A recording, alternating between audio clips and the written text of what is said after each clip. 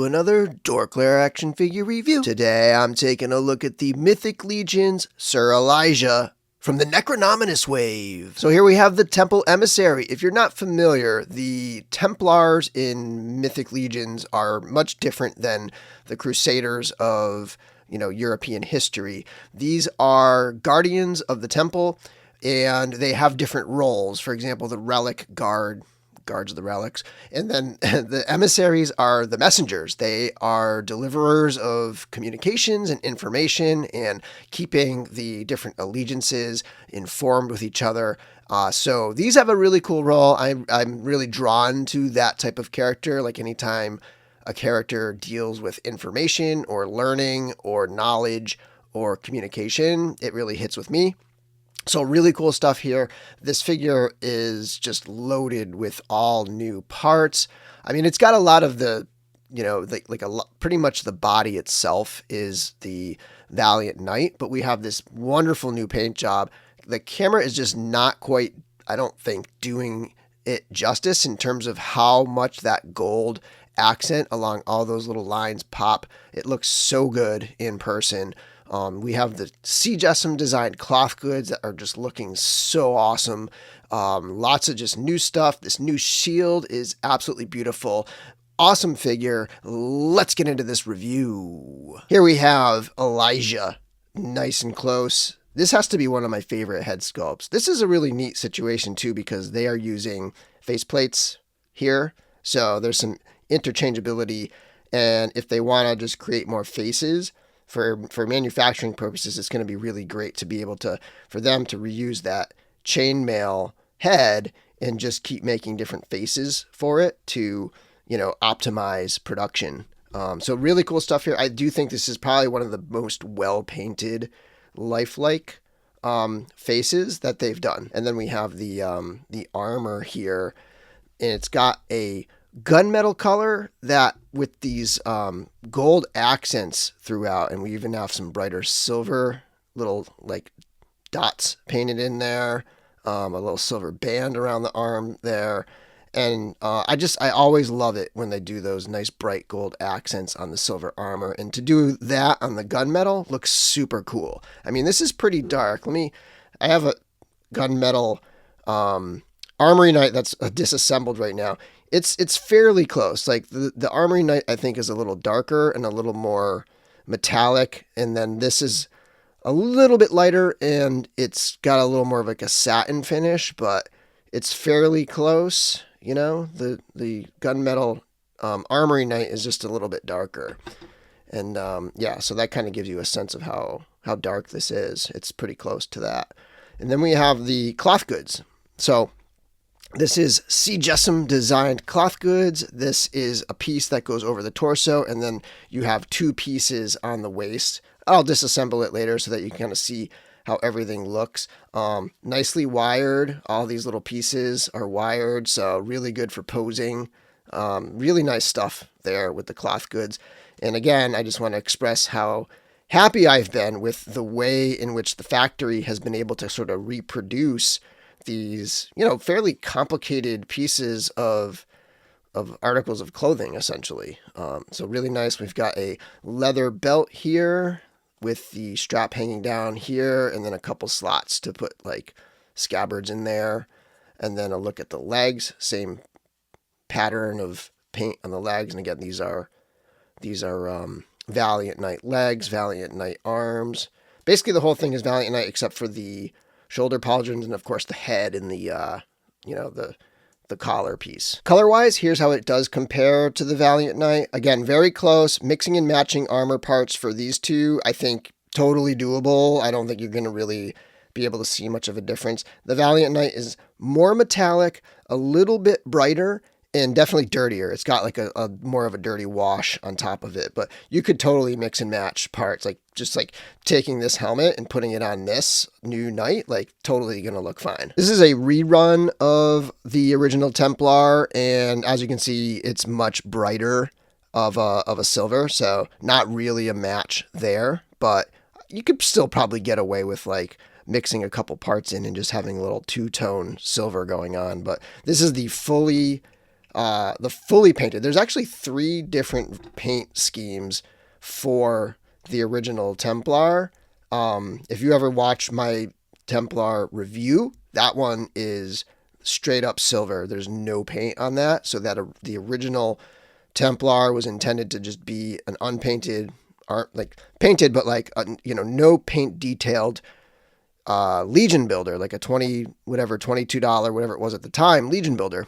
But then they did some reruns of it, and some of the batches got like extra paint detail, and there was like 2 levels of paint detail. So this is the most detailed one. And then there's some, like on the other ones, the mid-range ones that, like, for example, this line right here isn't painted. So if you look at your Templar and you can check this line right here, you'll know if you have like the fully painted, the middle painted, or if it's completely silver, you have the original, Legion Builder style one. Much different than the Dark Templar over here. So yeah, this is definitely a completely different paint finish, tone, color, everything. This is really good for like doing custom painting. It's almost like primer gray.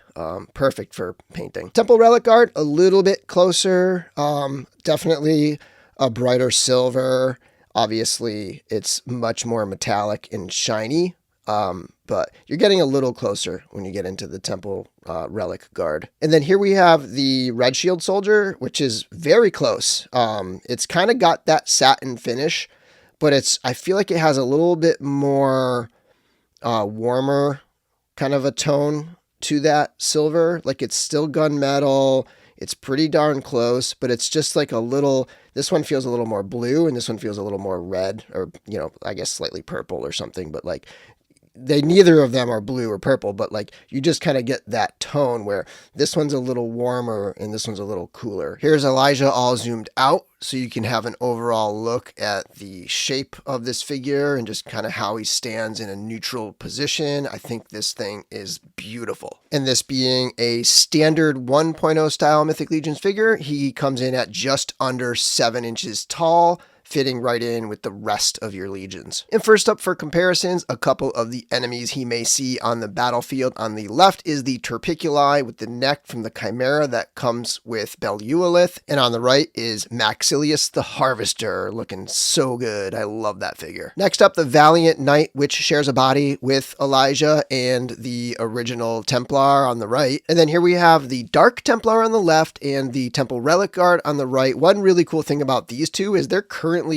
available on Four Horsemen for $26 each. So there's really never been a better time to be a Mythic Legions army builder with so many cool Legion builders on the site right now. And moving away from the Knights, one last Mythic Legions comparison. Here are a couple 2.0 bodies next to Elijah. We have the Undead of Vikenfell on the left and Snag on the right. Moving into some other lines, we've got the large 7-inch scale NECA figures right here, Warduke on the left and Strongheart on the right. Here are a couple Mezco King Conans, and I said this during the Gideon review.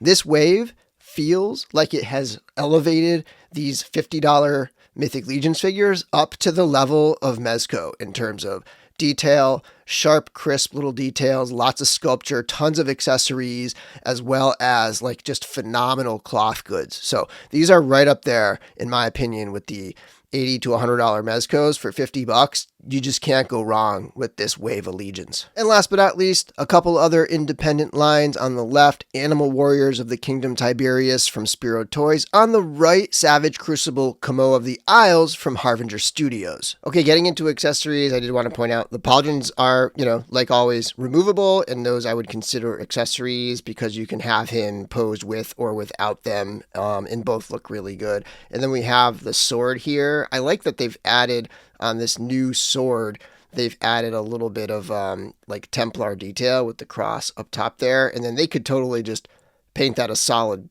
color and just not have it be, specific to the Templar order. And then we have the scabbard here that's got some nice little details here. I will say that my blade is, it's got a little paint slop on both sides there.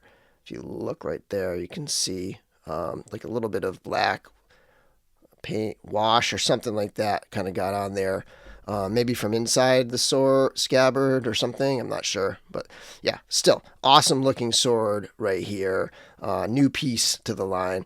All the new weapons are like, feel a lot more detailed and a little bit more real world in this wave. Like they kind of like upped their game in terms of like sharp, crisp, tiny little details. And there we have the dagger and sheath he comes with. And then he's also got this war hammer right here. Again, much more realistic looking than the original hammers that the older figures came with, but super nice. Okay, next let's talk about the face and the swap out ability. So the face, my best recommendation is to kind of heat it up, and then this can get a little soft down here, and then you can pry it up underneath with your finger and pull that face off just like that. There's 2 peg holes in the back there. And that almost looks like a robot face right there. But yeah, so that's how the face works right there. And then you've got the skull face, and that just pushes right in there. And that looks awesome. How good does that look? That is sick. I will say that the Gideon head is not compatible. You could obviously shape things down and mess around with things, but definitely different assembly mechanism here. And just in general, like because of the shape of Gideon's helmet and his chin is like inside the helmet versus Elijah's chin being visible, they just wouldn't really be necessarily that compatible anyway. I'm sure you could find a way to squeeze this head into Gideon's helmet. You just have to probably trim these pegs back. And then we have this alternate bucket helmet. So a brand new bucket helmet here. It's got a cool shape to it. Like you can kind of see the shape where the nose would be underneath there.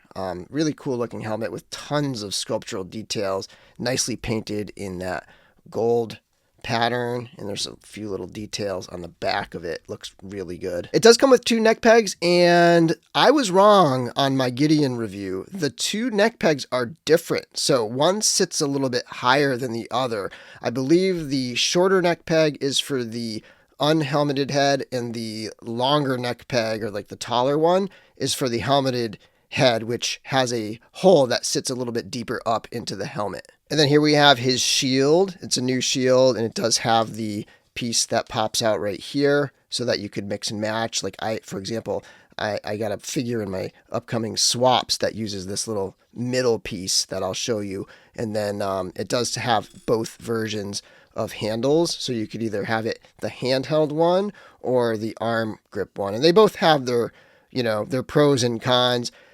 If you want to have him standing upright, like having this in his hand brings it sort of like lower, and so like it might be touching the ground and sort of like hard to pose it properly.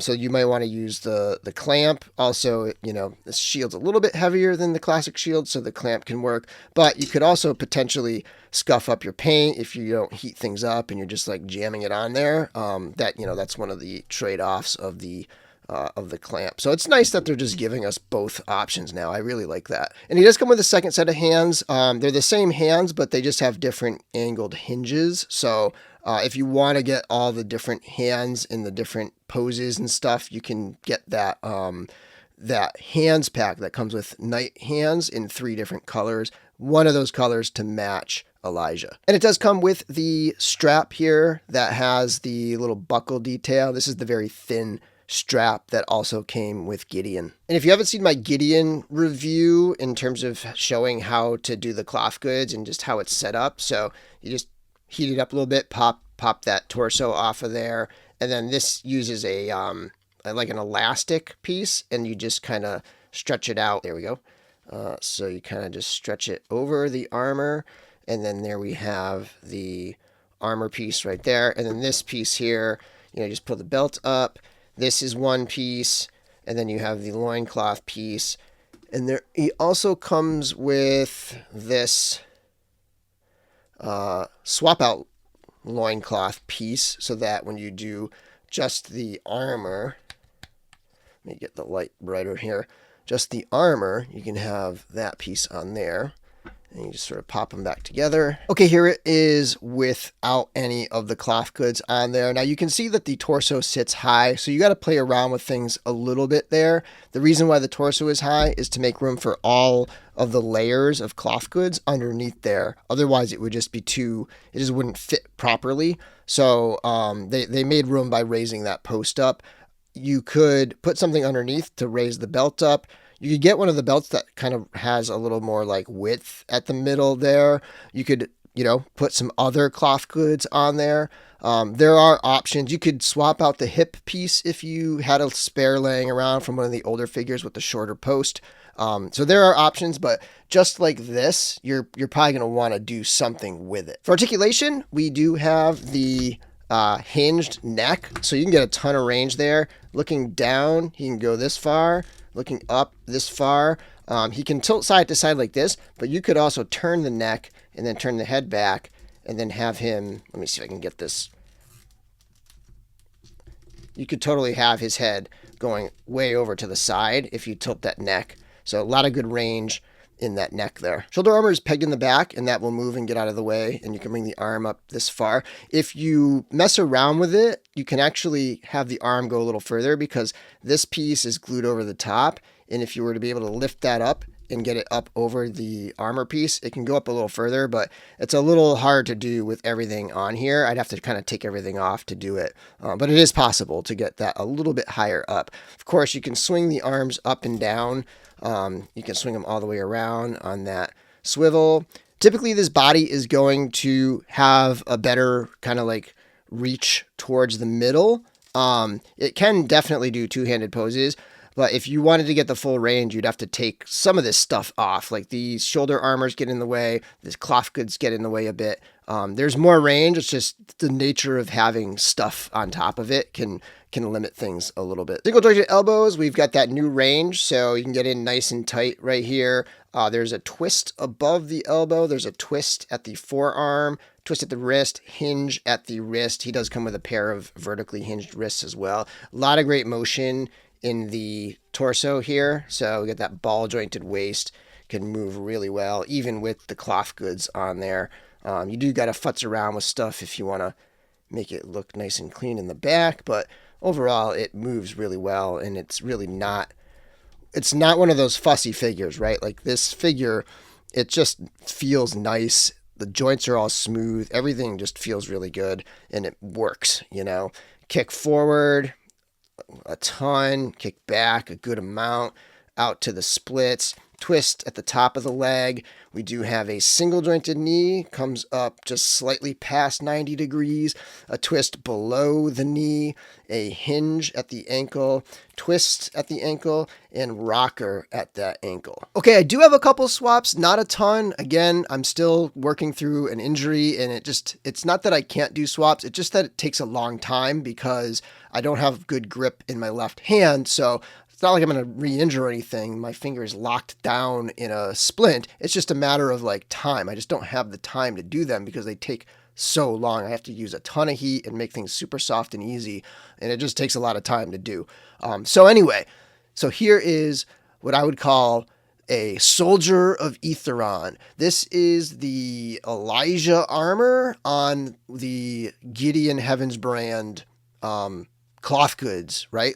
And shield. So you have the Gideon Heavens brand upper cloth goods, lower cloth goods, loincloth piece, and then you have that shield. But what I did was I took the centerpiece, instead of having the Aetheron centerpiece, I took the centerpiece, the much more like reserved centerpiece from Elijah. And it's like so good. This is exactly what I was kind of hoping for in terms of like simply being able to pop and swap shields. Like shield popping and swapping is a thing now. I love it. And this one is super obvious. I'm probably not even the first one to do it, but it had to be done, right? Like just look at this. How awesome is this? I don't even have many Armory Knights. I've been saving for the Dragon, so I haven't been dipping into the online availability.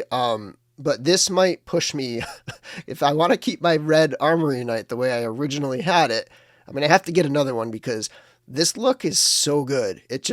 I get it. It's like, it's obvious. It's very simple.